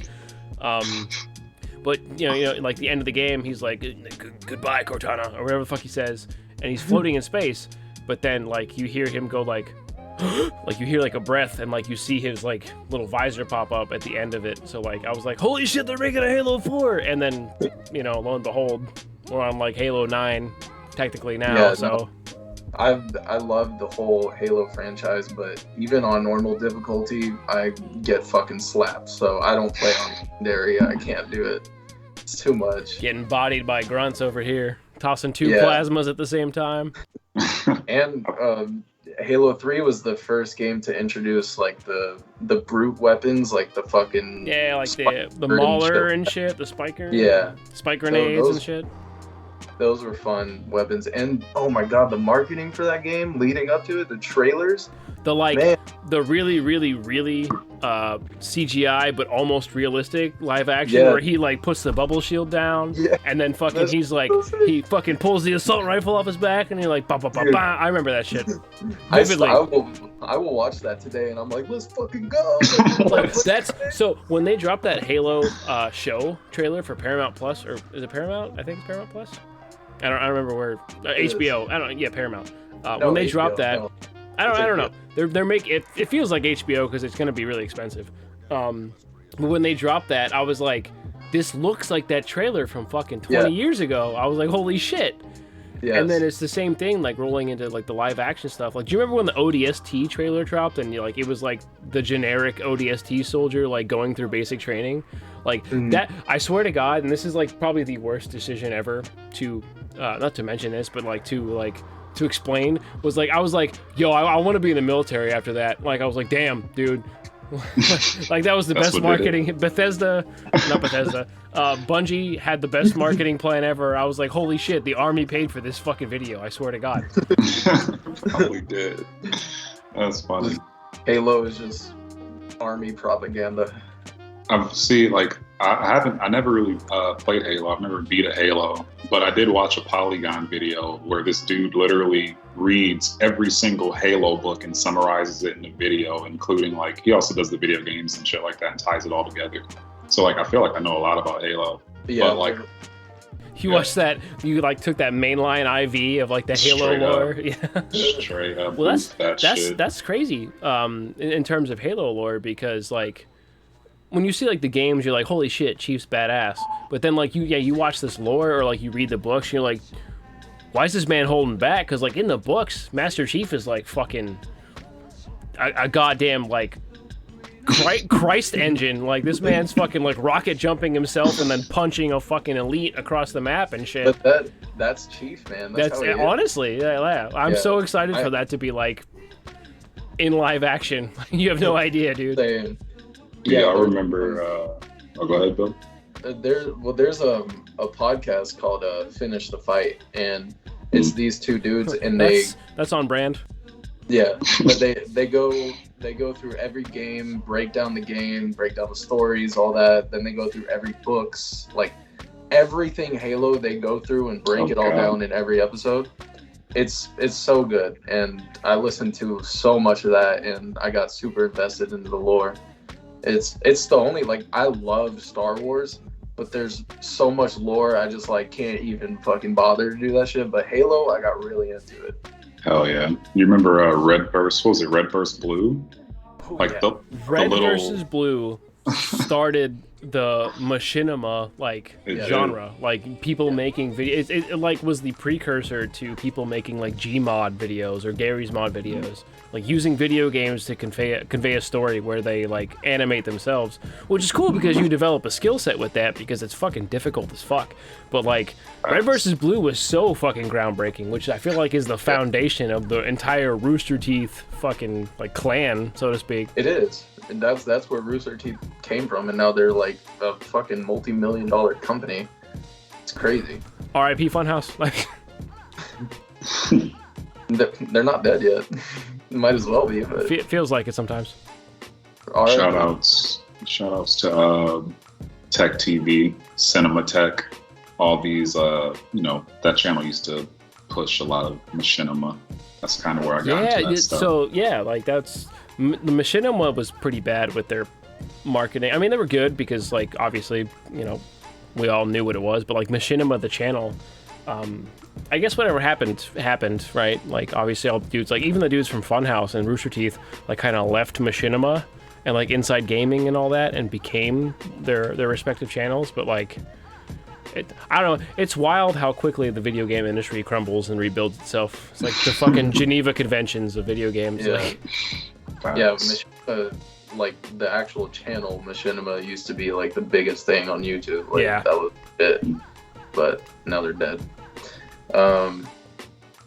They're dead because the company went under. Like, yeah, I'm done with Halo 3. So whoever wants to go next. It's me. Damn, I was focused on. So I was gonna say Kingdom Hearts, and X brought that up, and then I was gonna say a Halo game or just Halo, and then you brought that up. So now I'm kind of floating around. But we're at 116, so I think we should do probably one more round. One more round? Okay, that's probably solid. Get in one more game. Bring out your big guns. Bring out my big guns. Bring out my big games that made me. Bring out my big guns. We can always do a part 2 of this. We can come back. We can, of course, obviously. We can do 6 parts. I don't give a shit. All right. Well, then I'll hit you with a heavy one, right? Yeah, not heavy, so to speak, in terms of like emotional. Beautiful. Sorry. No. I was trying to just say that. I was about to. Minecraft. It's a great game. Yeah, you fucking thought, motherfucker. That's what I was gonna bring up. So I think because of its, like, due to its inception in, like, what, 2008, I think, is when the beta came out on Windows and nobody gave a fuck about it. Minecraft has had such an impact on my life, and I know your life, like our lives, in terms of, I think, just on most gamers today, everybody to this day, really. I mean, I know all of us have ties to Minecraft. It was such a incredible and like cheap. The crazy thing about Minecraft, right? Well, cheap, of course. I mean, not calling the game bad, but like cheap as in like everybody can, everybody has access to it. Like it's on fucking phones for now, for God's sakes. But cheap in the sense that like it was easy to access. But that ease of access also kind of like has the same congruent effect of the game was easy to play. Yeah. Right? Like obviously nowadays there's like newer updates and like crazier mechanics and stuff like that. But even then, like it's not that hard to do a little bit of research and just like learn whatever, you missed out on the last update or whatnot. But just the fact that the game literally was the building block of, well, haha, funny pun, the building block of just, I don't want to say modern games, but like the modern, not only multiplayer experience when it comes to creativity, but like a creativity outlet or a creative outlet for a lot of people, because you could literally do fucking anything in Minecraft provided the realm of possibilities lined up with the fact that it was a cube or a block shape. And even then, geometry works in mysterious ways, and you can make circles and shit, which is how, if you understand mathematics. But like, Minecraft at the time, and even now, gives you the free reign to do whatever you want to do. You want to start a survival world and play with your friends? Go ahead. You want to fucking make a giant fucking dick out of quartz? Go ahead. You can do that in creative mode. You want to fly around and, like, this is Woolly's in the chat, but you want to, like, try to recreate 1-for-1 a ratio of Minas Tirith from Lord of the Rings? Go ahead. Like, you can do whatever you want to, and it's so easy to access and so easy to understand. And then even the fact that, like, schools use Minecraft to teach programming. Yeah. Oh, really? There's Minecraft Education Edition, which teaches kids like how programming works when it comes to, like, hey, you want to spawn that block? Learn this string of code, and like, kids will do it. Like, my daughter has had experience in elementary school of all places, with coding because of Minecraft, and it's fucking insane to me. I love it. It's amazing. Like, I feel like it really not only changed the gaming industry, but like a lot of, I don't want to say the world because that's so dramatic, but like it did, dude. Like, so it was such a revolutionary, it still is such a revolutionary video game. It spawned an entire like genre, basically, that creative survival like shit. Like, Minecraft is what popped all of that off, and there's so many clones of it, and there wouldn't be Rust without Minecraft. Exactly, man. All that shit came from Minecraft. Every single modern base builder has a fucking history in Minecraft. Just like the systems, or like the mechanic of, like, grab material. Okay, material B combined with X and now makes Y. Okay, now you can place Y as a structure. Is everywhere. Every fucking like survival game has that mechanic. Yeah. Not to mention Minecraft Hunger Games, which was the first battle royale. Yeah, fuck you, PUBG. We're coming for that ass. Like, honestly, it was. Like, you would spawn a little shithead and then be like, run to the middle and go grab some shit and survive if you can. Like, that was Minecraft. Yeah. Yeah, you could play that game in so many different ways. Like, I remember, Will, when you would skip school and we would play Minecraft. I think, like, Kevin would come over, Ray would be there. We would just, like, 4-player on, like, the giant TV. And just make one house. We'd all make a room. Like, my room has lava flowing through it. Oh, my room has a zombie in it. Like, that like, big ass projector TV. I know exactly what TV you're talking about. Exactly, man. Like, and I've had so many experiences like that with my friends. And there was even a point where I was into Minecraft super heavy on my brother's computer for a while. And I actually joined this server that was starting up.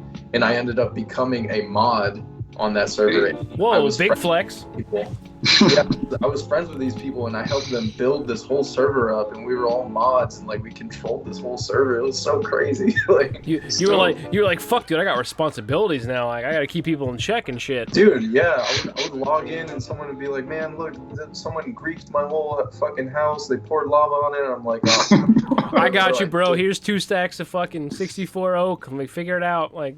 Yeah, like, I'm a fucking maintenance man. I gotta fix it. Like. That's hilarious, dude. Yeah, Minecraft OG for real. Yeah, that's my game. I don't know if you want to do one more round, like loop back around, like X and U. I'm sure we all have the same games in mind because we're literally the same person. I have one more, but X, you can go if you want. You guys want it. Let's see. I feel like we can roll a little bit over the usual time slot, just for the sake of like finishing out, or do it part 2. It's up to you guys. It's up to y'all, man. But I'll go this round. Yeah, I think we should do this one, these last 2, and then we can revisit this. I enjoy that idea. All right. So, all right. I'm just gonna throw one in there, but this isn't the one I'm gonna talk about. I'm gonna throw Guild Wars 2 in there because that is like the MMO that I've played the longest, and I'm really fucking good at that game. MMOs in general. I feel you. Yeah. I guess I'll throw Final Fantasy 14 in there as well online. I was waiting for that one. Let's see. The game I actually probably am going to talk about is Black Ops. I want to say whichever Black Ops. Black Ops 1, where we played Transit with zombies. I remember that shit man. all day. Yeah.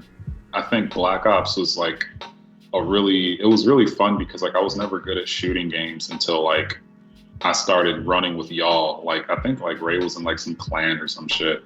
He was scrim with like people who were pretty good, and like he would just throw me in there, and I would just get fucked. He was in that MLG fucking like.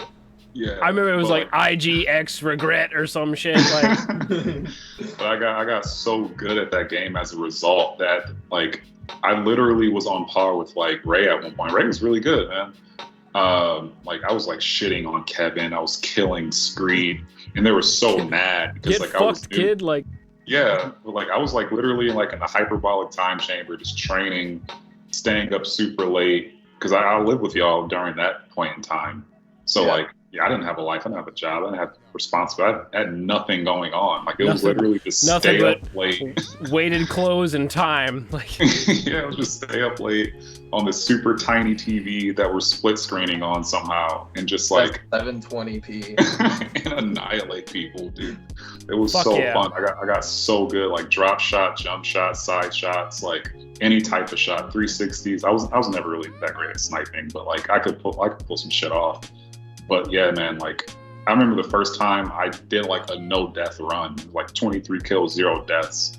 I was like, yeah, dude, this is my game, bro. Like I was good at Call of Duties like from that point on until like I think Advanced Warfare is when I just started tanking. Yeah, I agree on that. Black Ops 1 for me was super big. Like there was a point, I'm assuming it's that summer when that game came out, like me and my friend Steven, we would stay up all night, play all night, sleep all day, stay up all night, play all night, sleep all day, stay up all night, play all night. Like that's all we did. And like we had so many like inside jokes. We would just go into games and just fuck with people, not really play it. Like, but then there would be times where it's headquarters, Nuketown 24/7, and I go on there and I dropped. Not the flex, but I dropped 105 kills in a match before, and it was insane. Hell yeah, man. I've never gotten that many kills before, but yeah, there was so many good times in that game, and the zombies was great. So yeah, I didn't even talk about zombies. That wasn't really my game mode. That was like the shit that y'all were on. Y'all were fucking good at that. I sucked at zombies. My anxiety didn't allow me. We dragged you into that shit. I'm gonna throw it out there as like a not an honorable mention, but like to kind of like address the Twitch chat. My sister Savannah's in the chat, and she was like shouting shit out. She was like, "Hey," she was like, "What's the genre for today's cast?" And I was like, "Oh, like video games that made us, or like games we played in a lot." And she like she's like fucking 6 for 6, honestly. She was like, "Hey, yeah, you know, like The Sims is one, and like fucking The Sims, fucking Crash Bandicoot, and like, she's like, oh, by the way, also, what the fuck else? But she's like Animal Crossing. Yeah, Animal Crossing was in there. I was gonna bring that up next if we had a second, but like to talk about. But she's like fucking 5 for 5. She said Skate's an honorable mention too. I was like, oh, we talked about that shit. So like, that's wild, man. How like we are like we have a type, I guess, when it comes to video games, like. Also, a big honorable mention is Guitar Hero 3. Oh my god, I forgot. Save it for the next cast. Save it for the next cast. Yeah, next episode. Honestly, that's out there. We can't talk about it. We got to do it in a part 2. Yeah. We got to do it. We'll just follow up next fucking week with the part 2. Like we can. I don't give a shit. About Rock Band for like hours, dude. I became a professional drummer off Rock Band alone. Honestly, I learned how to fucking like kick the bass on that bitch. Like, I learned rhythm from Rock Band. Bring back those games, damn it. Yeah. Anything else in Black Ops though? I want to know, what is y'all's favorite gun in Black Ops? Favorite gun in Black Ops? I'm a fucking. Favorite weapon. I'm a shitter, so I'm gonna go ahead and throw it out there. The AA-12, that auto shotgun, because I'm a piece of shit. What's wrong with you? That's toxic as hell. That is toxic as fuck. I'm gonna sit over here and I'm gonna stew in my fucking uranium liquid, my hazardous waste, only because I can't really accurately remember the list of guns from Black Ops, and the AA-12 came to mind, so that's why I'm throwing it out there. Is the AA-12 in Black Ops 1? I'm pretty sure it was the one with the drum mag, and you like popped it. I remember vividly playing it on I think it was Cruise or whatever, like the one ship map. That's 2. Is it Black Ops 2? Black Ops Cruise, 1. Oh no, Black Ops 1. I'm fucking dumb. All right, Black Ops 1, AKS-74U. With a silencer and a red dot, and then like a red tiger stripe or some shit. Yeah. If you want to be toxic, I think they had like the Russian grenade launcher that you could fucking attach and just noob tube somebody from across the map. But I remember the AK-74U having like the best recoil to fire ratio, where like it didn't drift at all, so you could fucking laser dudes from like across the map if you could aim right. I really liked the Commando with the suppressor. Ooh. Always no sight. It didn't need a sight. That thing big. I forgot the Commando existed until I replayed or I started playing Rainbow Six Siege, and I was like, what the fuck's a Commando? I was like, oh, it's an M4, but it's a different maker. Like, it was that was a good gun. I loved how quick it shot. Was it the Galil? That was in Black Ops 1, right? Yeah. The Galil with the suppressor? Oh my god. Because I know, the Galil Galil had the fold out stock. It did, yeah. For like, but it was like a coat hanger type thing where it was like it didn't have any body to it, where it was just like the triangle of the stock. I do remember that. But that motherfucker was I want to say it was auto. It was. But it fucking it was a slower fire rate, but it was like a fucking heavy hitter. Like it was like it was a 7.62. So if you like you rammed like 4 or 5 shots in somebody, like that was it. Like you didn't have to reload or nothing. Like that was a kill off the rip. It backed a punch for sure. Ha ha ha! Funny Call of Duty joke. That's funny. I think we have to give a nod to the map Summit though. Oh my god. Honestly, that's actually the map I was thinking about. When I thought of the Galil, I was like, yeah, I always use the Galil on Summit. Yes. Used to slap on these kids. Galil, search and destroy, dude. Oh, search and destroy. Oh my god. Let's go. What about the FAMAS red dot, right? That was Black Ops 1. Yeah, that's the most FAMAS. that's the most toxic gun in the game. The FAMAS in that game was insane. It was crap. I mean, if you want to like really, if we're gonna like denote maps, or like if we're gonna pay homage to maps, like Black Ops was the first Call of Duty to include Nuketown, so we can throw that out there. Nice. I hate it now, but yeah. Yeah, it was fun. Yeah, now it's like a fucking, it's just like a rite of passage for every Call of Duty. A firing range? Ooh. Yeah. Man. Oh, yeah, Ooh. people would play prop hunt and they would become like the dummy that would like strafe back and forth. Yeah. Call an attack helicopter in firing range. It's fucking, like... you're a piece of shit. You're a garbage human being. Like. That's all I got for Call of Duty. Hell yeah. I mean, Modern Warfare 2 MP7 with suppressor was also incredible. I think I want to think there was one map in Black Ops, and I think it was, I want to say it was Hanoi. Oh yes. But it was like it was like outside, but then a lot of the fighting was like in. It reminded me of Operation Lockout or Locker from Battlefield, where it was like nothing but fucking prison cells and shit, and it was like. That's where the AKS fucking 74U shine, baby. You just fucking blip, laser dudes. I don't know if y'all remember the DLC, but when they had Calhoun, and then Calhoun. Yeah, that was a good map. Man, that game was so good. Yeah, that was like peak Call of Duty, man. It really was peak Call of Duty. Yeah. R.I.P. We'll never get that back. We got it back with Modern Warfare 19, and then that was it. Or Modern Warfare 2019, but Modern Warfare was sick, but hey, Sony. One more, right? User. One more. Is that me? Oh, who did me, right?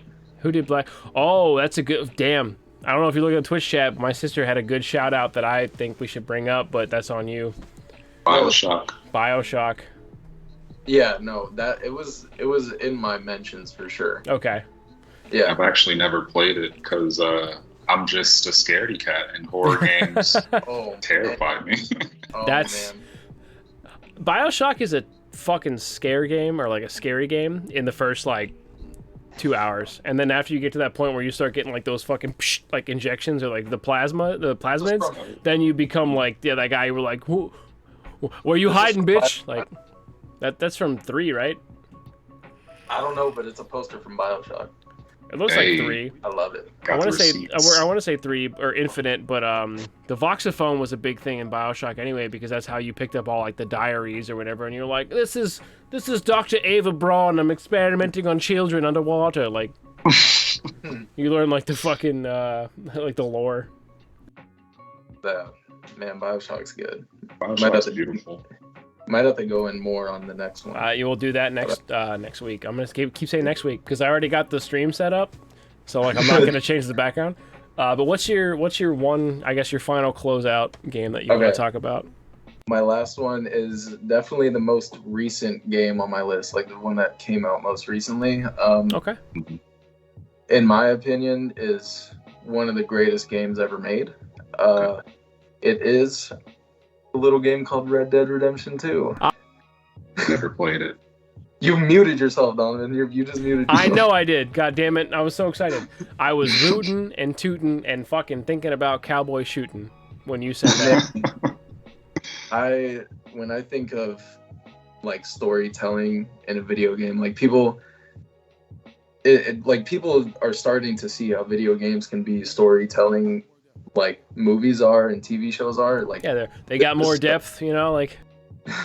This is such a good example of that. Like, this game is just so rich in story. You're following this group of crazy outlaws, like, and seeing the stuff they go through and how all the characters end up in the end, and like it's so emotional in the end. Like in the epilogue, you're just like, oh my god, like what's going on? Well, at the end, you're just like, one more train, Arthur. Like, Let me ask you this: like, I've never played it, like I mentioned before, but I've been thinking about picking it up. Should I play it in 2022? Oh yeah, this is the second one. This came out in 2018. So absolutely, yeah. So like the second one is also the prequel to Red Dead Redemption. So you're not like gonna miss out on story by not playing that. In fact, you might set yourself up to replay. I think they did a remaster of Red Dead for like PC/PlayStation. Like they might have done like a Red Dead Redux or whatever. Red Dead 2 is the prequel, so like you're not gonna miss any story by picking it up. But the game is so well thought out and so well like developed by Rockstar, because Rockstar does churn out some pretty fucking good games. Like we've seen GTA 5 has been on the market and still is one of the top sellers on Steam and a lot of online marketplaces like to this day. And that shit came out what fucking 6 years ago, I want to say at this point. GTA 5? Yeah. GTA 5 came out in 2013. Did it? Fuck no, it didn't. Really? Yeah. That's fucking 8 years. I think they've 9 done like years. 36 DLC or content updates since then. I just watched a video about Holy that. shit. And it's still going. They're about to release new ones. Yeah, like, there's like a new fucking map/heist area. Like, yeah. But no, you're not going to miss anything by picking it up, but besides, I guess, knowing who John Marston is when you start. But like, yeah. I played Red Dead 1, but I never beat it. It was never really like super my thing. Oh my, Red Dead 1's had such a fucking heartbreaking ending too. Like that's their thing with those games, dude. I know how it ends. Okay. But Red Dead 2 I picked up just because it looked so good. And man, I couldn't stop playing. Like I was so hooked from the very beginning, and all the people you meet throughout the game and just how real it is. Like the world feels so real. Like there would be some days I would get off work, I would turn on Red Dead 2 and I'd be like, I'm going to go down to the train station and just play dominoes today. Yeah, honestly. I love that. So we picked up Red Dead Online because I played it a lot on PlayStation, but we picked it up on PC because it was on sale for like jack shit. And that was one of the things we did as like a Discord. We were like, yo, let's go to Amarillo and like just go to the fucking saloon and play blackjack or play fucking poker. And like we did it for like 4 hours, and I was like, yo, we're going to go rob a train or something? They're like, yep, I suppose it's time to mosey on down the trail. Like, or like I love like you bust into the saloon, you walk up to a dude at the bar, you deck him in the face, and the bar just like you just start barring. They go nuts. They're like, yeah, it's bar fighting time. I'm definitely gonna cop that. I might stream that on Sunday. You have to. Honestly, I would. In my opinion, I think it's a masterpiece. I think it's a perfect game. Arthur Morgan is such a well thought out, developed character. Well-driven protagonist and such a well-developed protagonist that like you cannot go wrong with. The voice acting is so phenomenal. The motion capture is like on par with the voice acting, and like you start as this band of criminals, and then you as a person begin to develop empathy for these people because you're like, well, I'd fucking do the same thing, you know, like you end up caring for these people, which you should in some situations, because obviously Arthur, you play as him, so like whatever choices you make clearly are the ones that develop into like how the game ends. But like even like the other NPCs throughout the game that you find out like you work with like in your gang or like at camp, you're just like, that's just a dude living, you know, that's just a lady living, like that's I feel it, you know. So like it's very rich. It's amazing because like Arthur Morgan, he's not a good guy by any means. He does a lot of bad shit, but he's trying to do it for like the good reasons. Like he's trying to be a good person, but his situation is just bad. Anti-hero. Like very Deadpool-esque anti-hero style, in the sense that like you start to feel and develop, and you're like, well, like I said, you're like, yeah, well, damn, I'd probably do the same thing. Or like it hits you with that shit that like Metal Gear used to, where it'd be like, this is a morally gray choice. I don't know, like there's no right answer, but you want to pick the lesser of two evils, realistically speaking. And then which is phenomenal gaming in general, I think. The ending, great storytelling. The ending is so like gut wrenching, and like, man, it was to the point where like I would have dreams about the end of that game because it impacted me so much. I was like, man, that shit fucked me up. Like, so good. What the hell? You're getting me amped. It's not so even good. the end is like, it's fucking phenomenal, but like the final chapter prior to the ending is like the most gut-wrenching, heart-wrenching fucking section of the game, because you're dealing with this specific scenario, and then the whole time you're just like, I still gotta be a good guy, you know, like it's there's a part in the end of the game where like a lot of crazy shit's going down, and you get on your horse, you saddle up, and you're riding somewhere, and like you're like, I don't know what's about to go down, and this song plays, and you're just like, oh my god, dude, that's they're so good at that specific mechanic, because I remember playing Red Dead 1, and like, not to ruin the story for that or anything, I'm not going to do that, but there's a point in Red Dead Redemption 1 where John Marston is one of the characters, like he's the main character, but you end up getting like stranded in Mexico, and you're just like, well, fuck, and like you hop on your horse, and this song starts playing. It's a titled track that like they made for the game. Like the Red Dead Redemption soundtrack is phenomenal, regardless, because it's like a big piece of Americana, like in the 1910s. But like the song starts playing, and like it fits. This is so like obscure to say, but like it fits the vibe of you, like you as a person. This is a song that I myself would probably play somehow if I was in this situation, stranded in Mexico, and all I had was a horse. I'd be like, well, fuck, I'm just gonna ride, you know. Like that's the feeling you get from that. And like there's Rockstar's so good at these type of things when it comes to like the Red Dead series. Like they build their world so well, and they set the tone and the mood and the themes of every single game they create, but especially so when it comes to Red Dead, that you get so fucking sucked in and immersed that you forget that all you're doing is playing a rousing game of rootin' tootin' cowboy shooting. Like it's crazy. The only thing like a lot of people get turned, not a lot of people, but some people get turned off by this game because of how real it is, because it's slow. It's not like it's slow, and a lot of the mechanics are very physics based. So like a lot of people were mad initially, but like it does make for some funny moments if you're not one of those people. But like just the way that physics work and the like mechanics of the game, when you're riding a horse, you get fucking taken out by a tree branch if you ride too close to a tree. Like it'll fucking clothesline your ass. That.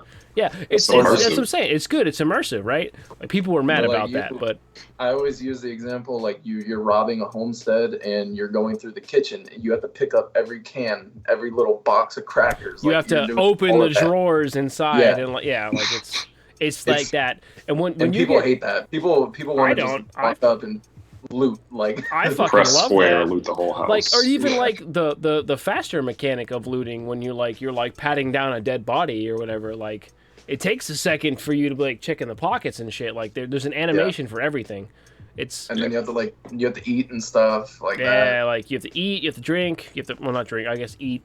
Like your character's appearance plays a big role in the game too, because you know, like if you're well kept or well kempt, I guess so to speak, you got pomaded hair and shit, and you're shaved, people like really appreciate you. But if you're fucking raggedy and you haven't washed your face in a fucking like 3 weeks or a fortnight or whatever the fuck, Yeah. they're like, who the fuck's this some bitch rolling into town? Like, I swear, like the environment reacts to you, which is crazy too, because the game is like a real time setting situation where like the game is living and you're just playing in it, so to speak. Like these people, these NPCs in this game are doing their own fucking thing, living their own lives while you're just kind of like wading through it. So like you'll find NPCs that are carrying fucking stupid ass 2x4s to a homestead like 6 miles away, and you follow this motherfucker. He's gonna go and he's gonna roll out, and then he's gonna walk, get to his point. He's gonna drop this piece of wood and be like, "Whew, I'm gonna drink me some lemonade." Like it's insane. World building. It is, and honestly, it's insane how in depth the fucking game is, And which I appreciate, honestly. You'll see like there's this town called New Valentine, and they're building a little house or a shop, and then towards the end of the game you finally see it built and like it's done. Oh yeah. Really cool, man. You can actually, that's a side quest, I'm pretty sure. You can help them put that house up. Like you can I'll give you a hand, stranger. Like you can help them frame the house and shit. No, but no, like over time, like the game develops with time. Like I said, like real time stuff for like seasons are a thing. Like it snows, it fucking rains, you know. Yeah. It's hot as fuck, and like clothing affects that too. Like you can dress your character because that's a big Rockstar thing. But like if Arthur's rolling around in the Arctic and he's wearing a fucking short sleeve shirt, he's gonna be like, "It's fucking cold, son of a bitch!" like he reacts to the environment. It's crazy. That game is still like $34.99 if I'm not mistaken. It's true, like, which is probably like there's a good reason for that, to be honest with you. Yeah, exactly. Honestly. Yeah. That's honestly a great price for such a fucking good game. Yeah, I'm definitely gonna cop that, man. Like I kind of regret like copping this Horizon Forbidden West. I haven't even played the first game, so like, you know, I was just looking for something to buy. I should have bought Red Dead. Don't feel bad. I haven't either. Like I wanted to. I own it. It's on the shelf behind me, but I haven't put it in. I haven't finished Persona 5, so I need to do that first. I feel that. Oh man, I watched my wife play the first Horizon. It was pretty good. I hear the second one's really good too. So Yeah, like, definitely play. Yeah, from the reviews that popped out like 10 minutes ago, or like last week because it just came out. Yeah. Facts. Yeah, I listened to a podcast about it. People are pretty high about it. So. I wanted to cop Elden Ring today. Like I woke up, I was like, oh man, I'm about to play Elden Ring all day. It didn't even come out yet. I almost cried. It's like the 26th, I think. 25th, yeah. Yeah, that's From Software games where they're like, hey, you want to play a game? I'm like, yeah. And they're like, hey, do you want to know what the fuck you're doing and then die every 5 seconds? I'm like, yeah. Absolutely. Like, I fucking love that. Dark Souls is one of the, next week, I guess. But no, like those games like Sekiro or in fucking like Bloodborne, like that's I love a game that punches me directly in the fucking dick. like man. Dude, we're almost at 2 hours. This is the longest podcast we've ever done. Hell That's yeah. crazy. I mean, that's perfect. That's a good place to end it because we kind of hit everything, and then we'll just, if everyone's cool, we'll just roll into it next week, I feel, right? I'll be here. I know you'll be here. I'll be here too. The only variable is X, and I feel like if he's like, fuck yeah, then the equation's solved. What do you mean? Like, just hit me up, man. I'll figure out like the choppiness. I don't know what's going on. Like, I'm just in a world. Are you using? Well, I guess Skype. I guess whatever. It might be exposure as far as like the exposure trying to be high or low. It might be on auto. I would just turn all the fucking auto settings off. No, I mean, all the auto settings are off. Like I'm using this remote software from Sony, shooting completely manual, 800 ISO, 1/30 shutter speed. It could be my shutter speed. Well, it's fine. It's fine live. Like on my PC, like I'm fucking perfect, dude. Well, I mean, it's the encoding settings. Yeah, I would say it's probably encoding. It might be also maybe my side where it's like using an NDI source from Stream or from Skype, and then it's like, hey, this is at this speed, and I'm like, okay, what do you mean? And it's like, oh, this is too slow. So it gives you that like kung fu film filter where like the the voice doesn't match up, you know? Yeah. Because it did that a lot to William, like the first time we started doing VODs and like video streams and stuff, where like he'd be behind and I'm like, hey, we're just gonna roll with it, fuck it. I feel you. It'll be good. We'll see. Yeah. You muted yourself again. I did. I feel like that's a good place to end it, is what I'm, Yeah, absolutely. 150. Jesus Christ. Fuck yeah. And then a 10-minute outro, because we gotta have an Irish goodbye. Either way, this has been an episode of Super Pixels Weekly. I am one of your co-hosts, Donovan. And I'm William. What about this other guy? Oh yeah, I'm LOWMESA. It's LOWMESA. So I guess a good place to end that out, or to really like give people an insight into who you are as a person. Sure. Where can everybody that watches the stream or listens to the podcast or happens to find a dumb TikTok or whatever, where can everybody find you, X? So, I'm kind of like going through like my Kanye West phase right now and deleting all my social media. It's I don't mean to interrupt you, but it's funny you said that, because I was trying to like blast out the podcast on social media, be like, hey, come check it out, we got a guest, and I was like, why can't I tweet on him? Like, what the fuck? Yeah, a lot of my accounts are deactivated, but if you can still find any of them, they're all under the name LOWMESA, LOWMESA. I still have my Twitch, but my Twitch is currently just a bunch of me testing my camera from this morning, because I spent 6 hours trying to get this shit to work. I've deleted all the video game videos, but I will be playing like a lot of indie games in the coming future. Red Dead 2, as you just heard, I will be playing that. As we heard, yeah. Yeah.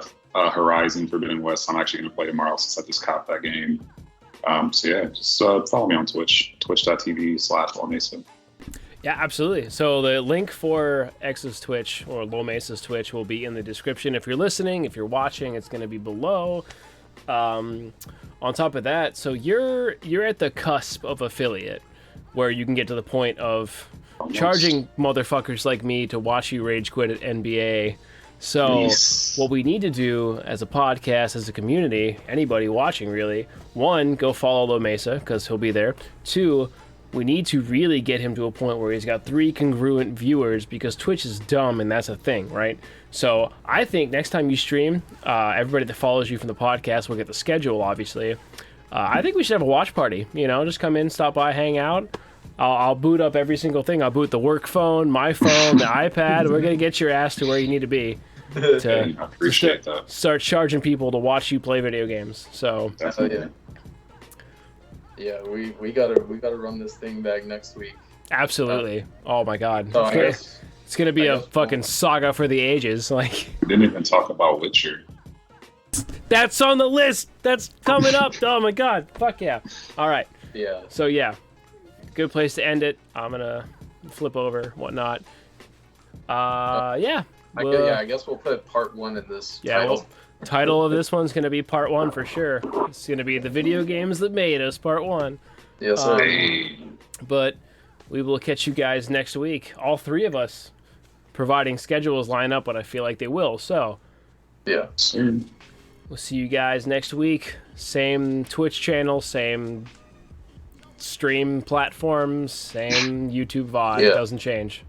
Go play Red Dead Redemption 2, everyone listening to this right now. Everybody listening to this, play all the games we mentioned if you haven't right now in the same span of a week, and then we'll talk about it next week on the podcast. How about that? Gotta beat all of them. Yeah, Matter of fact, X, go beat the New Horizon, and then beat Red Dead Redemption 2, and come back next week.